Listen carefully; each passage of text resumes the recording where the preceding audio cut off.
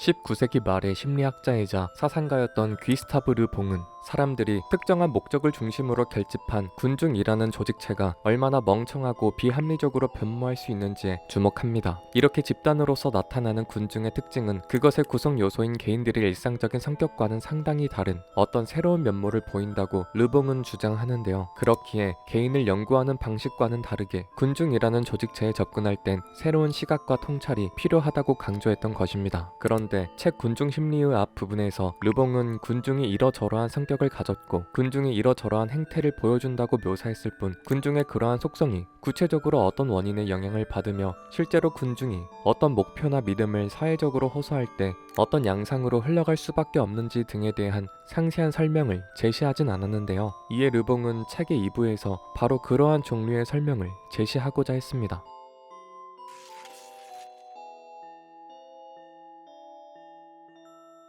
르봉은 말하자면 열등할 수밖에 없는 군중의 정신 구조가 어떻게 해서 생겨나는지를 설명합니다. 먼저 군중의 정신적 내용을 결정하는 요인은 크게 간접적인 요인과 직접적인 요인으로 나눌 수 있습니다. 간접적인 요인은 긴 시간에 걸쳐 점진적으로 누적되는 당장 그것만으론 급진적인 변화를 일으키진 않는 일종의 배경 요인을 뜻합니다. 예컨대 민족, 전통, 시간, 제도 등을 들 수 있겠죠. 직접적인 요인은 이러한 누적된 시대적 흐름의 끝자락에서 실제로 어떤 행위나 결과를 촉발하는 요인을 뜻합니다. 그것은 하나의 사건일 수도 있고 사상의 전파일 수도 있습니다. 대표적으로 프랑스 혁명의 시기를 떠올릴 수 있겠죠. 프랑스 혁명은 갑자기 사람들이 민주주의 의식을 일깨워 정치적 혁명을 일으킨 사건 같은 게 아닙니다. 그러한 혁명이 일어나기까지 온갖 제도적 업보가 있었고 계몽주의와 기술적 발전이 있었으며 오래 누적된 사회적 불만 같은 것들이 있었습니다. 그 모든 것들이 하나의 시기, 사건에 모여 혁명이라는 목표를 공유하는 군중 집단을 만들어냈던 셈이죠. 따라서 군중의 결집과 행동을 추동하는 직접적인 요인도 중요하지만 그것은 어떤 면에선 충동적이고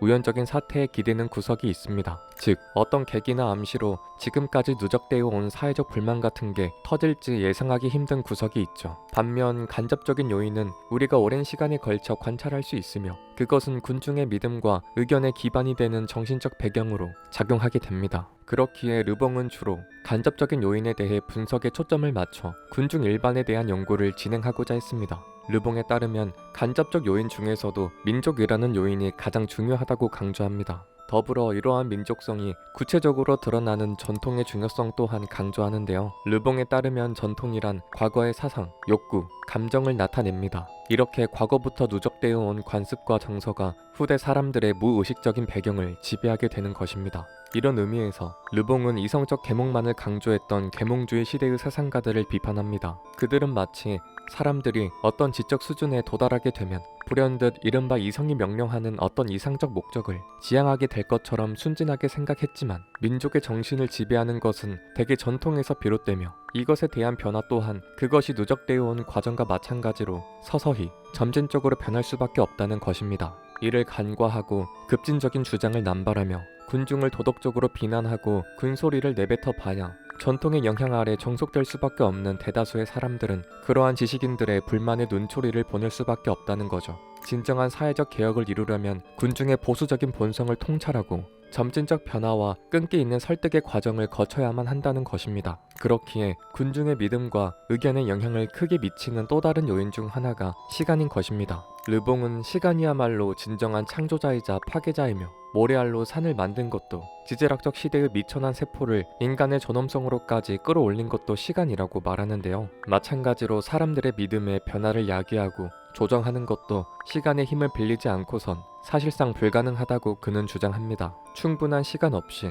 이런저런 사건이 하나씩 터질 때마다 지금까지의 관습이나 법, 윤리의식을 휙휙 바꾸려는 시도들은 따라서 정치적으로 부단한 반대에 부딪힐 수밖에 없는 거죠. 르봉은 정부나 제도 같은 것은 민족의 산물이며 사람들은 그러한 전통의 성격에 따라 통치받는다고 주장합니다. 그가 생각하기에 어떤 제도도 그 제도 자체로 좋거나 나쁘지 않으며 다만 민족이 처한 상황에 따라 좋거나 나쁠 수 있는데요. 예컨대 르봉은 당시 영국이 군주제였지만 세계에서 가장 민주적인 국가였다고 생각했습니다. 반면 당시 라틴 아메리카는 공화국이었지만 가장 전제주의가 심각한 나라들이라고 생각했죠. 이렇듯 특정한 정치적 제도의 이름이나 외양을 바꾼다고 해서 그 민족의 관습과 전통에 의해 형성된 민족적 여구나 성격이 하루아침에 달라지는 것은 아니라는 점을 르봉은 강조하고 싶었던 것 같습니다. 그것을 직시하고 자신들의 성격을 온전히 규명한 후에야 그 이후의 변화를 도모하는 것도 가능하다는 거죠. 다만 르봉은 군중의 성격을 좌우하는 데 있어 교육의 중요성에 대한 강조 역시 빼놓지 않았습니다. 르봉은 특히 암기 위주의 교육을 통렬히 비난하며 판단력이나 창의력을 기를 기회를 주지 않은 채 주어진 교과서만 외우도록 하는 교육 시스템은 우스꽝스러운 교육이라고 지적했죠. 차라리 책의 지식을 머리에 우겨넣는 교과서 위주의 교육보단 직업 교육을 통해 아이들이 경험적으로 지식을 쌓을 수 있는 교육 환경을 조성하는 것이 훨씬 낫다고 덧붙이면서요. 지금까지 언급했던 민족, 전통, 시간, 제도, 교육 같은 것들은 군중의 정신에 영향을 끼치는 간접적인 요인들이었습니다. 이것들에 의해서 군중이 가질 수 있는 성격의 범위가 확정되며 이를 통한 변화는 오랜 노력을 감수해야만 가능하겠죠. 이어서 르봉은 군중의 정신에 영향을 끼치는 직접적인 요인들에서 몇 가지 언급합니다. 예컨대 당대 군중의 상상력을 자극하는 이미지나 말, 문구 같은 것들, 정치적 환상이나 그것을 제공하는 구조물 같은 것들이 민중의 사고를 조성하는 직접적인 요인이라고 그는 말하는데요. 예컨대 사람들이 어떤 똑같은 내용의 생각을 하더라도 그것을 표현하는 방식은 제각각 낼 수 있습니다. 누군가는 목이 마를 때 나는 목이 마르다 라는 문장을 말할 수도 있고 숨을 헐떡이며 혀를 내밀고 있을 수도 있습니다. 혹은 갈라진 목소리로 욕짓거리를 내뱉을 수도 있겠죠. 만약 여러분이 물을 주는 사람이라면 누구에게 먼저 물을 주실 건가요? 아마도 보다 절박해 보이는 사람에게 물을 먼저 건네겠죠. 설령 그들이 느끼는 목마름의 정도가 똑같다고 해도 말입니다. 이렇듯 생각을 표현하는 방식, 말이나 이미지의 형태는 사람들의 감정을 촉발하고 시야를 제한하는데 큰 영향력을 발휘합니다. 그래서 르봉은 좋은 생각이라도 몸이 건조한 어구로 표현되면 사람들의 관심을 끌지 못하고 최악의 생각이라도 사람들의 정서를 동하게만 하면 훨씬 효과적일 수 있다고 주장하는데요. 이는 그것의 옳고 그름을 떠나서 정치적 장면에서 효과적인 방법을 분석하는 한편 내용보다 형식에 휘둘리는 군중의 우매한 정신성을 비판하는 요소라고 할 수 있습니다. 군중은 결코 진실을 갈망하지 않는다면서요. 따라서 엄밀한 이성과 추론에 의존해 자신의 의견을 펼치는 학자가 군중이 자신의 생각을 듣고도 동조하지 않거나 감흥을 느끼지 않을 때 논람을 표한다면 그 학자는 군중에 대한 이해가 부족한 것입니다. 르봉은 훌륭한 연설가란 자신의 말이 군중의 가슴에서 어떤 감정을 불러일으킬지 짐작할 줄 알아야 하며 그런 말하는 순간마다 일어나는 효과에 따라서 자신의 언어를 끊임없이 바꾸는 능력을 갖춰야 한다고 말합니다. 군중은 추론이 아니라 관념의 연상에만 영향을 받기 때문입니다. 또한 르봉은 이성에 정초되지 않는 군중의 우매함을 비판하는 한편 감성에 좌우되는 이들의 성격이 반드시 부정적인 것만은 아니라는 점도 언급합니다. 군중의 감성적이고 환상을 쫓는 우매한 정신성 덕에 자기들만의 공상에 열렬히 환호하며 문명을 세울 수 있었던 것이고 광장으로 나가 직접적인 행동으로 옮길 수 있었기 때문입니다. 이렇게 군중의 성격과 그것의 연원, 실제 사회에서의 작용 양상 등에 대해서 알아봤습니다. 나아가 르봉은 이러한 작용을 일으키는 일이 어떻게 활용돼야 하며 또 누가 이런 사실들을 유용하게 사용할 수 있는지에 대해 말하는데요. 르봉에 따르면 동물의 세계에서나 인간 사회에서나 특정한 지도자의 밑으로 사람들이 모여 집단을 형성하는 것은 자연의 본성이며 섭리입니다. 하지만 실제로 인간 사회에서의 우두머리는 종종 어떤 자격을 갖춘 존재라기보다 선동가에 불과한데요. 그러나 이런 상황에서조차 지도자는 군중을 결집시키며 군중의 방향성을 결정하는 주요 요인으로 작용합니다. 르봉이 보기에 지도자는 또한 대개 사상가가 아니라 행동가입니다. 이들에게 중요한 것은 우매한 군중을 행동하게 만드는 것이기에 지적 통찰력이나 소양은 부족해도 큰 상관이 없습니다. 적어도 군중을 이끄는 데는 말이죠. 지도자가 지니는 신념의 강도는 군중에게 커다란 암시로 다가오며 그의 말에 귀를 기울이게 하는 이른바 카리스마를 드러냅니다. 역사적으로 유명한 지도자들은 모두 이런 종류의 격동을 일으킬 줄 아는 사람들이었죠. 지도자란 말하자면 신념을 만들어내는 존재인 것입니다. 르봉은 지도자를 크게 두 부류로 구분합니다. 하나는 일시적이지만 강력한 의지를 지닌 사람입니다. 그는 거칠고 용감하며 대담한 면모를 보입니다. 이들은 전쟁과 같은 상황 속에서도 사람들을 격동시키지만 그 에너지는 일시적이어서 변화의 물결을 오래 지속하지 못합니다. 이들은 군중의 한 축이 되는 일엔 뛰어난 면모를 보이지만 일상 등에서의 숙고가 필요한 일에선 되게 무능합니다. 다른 하나는 강력하면서도 동시에 지속적인 의지를 소유하고 있는 지도자입니다.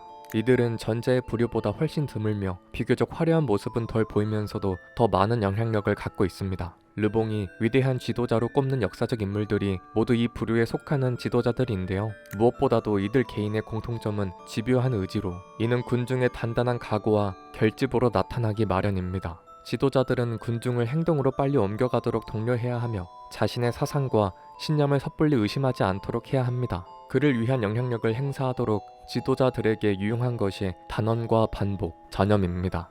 지도자들은 지배적인 믿음을 표현할 때 단언적으로 말해야 합니다. 르봉은 심지어 그것에 어떤 증거나 근거가 없을수록 그 단언이 권위를 가진다고 주장하는데요. 주의할 점은 이러한 단언은 가능한 똑같은 말로 반복해야 실제적인 효과를 얻을 수 있다는 점입니다. 반복되는 단언은 오랜 시간에 걸쳐 사람들의 무의식에 자리 잡으며 어느샌가 그것을 주창하는 사람이 누군지도 잊어버린 채 그 문구만을 하나의 진리처럼 믿게 됩니다. 르봉이 이러한 효과성을 보이는 대표적인 사례가 바로 광고라고 지적합니다. 우리 제품이 최고라고 반복되는 단언이 지속되면 사람들은 그 제품과 기업에 대한 고정관념을 가지게 됩니다.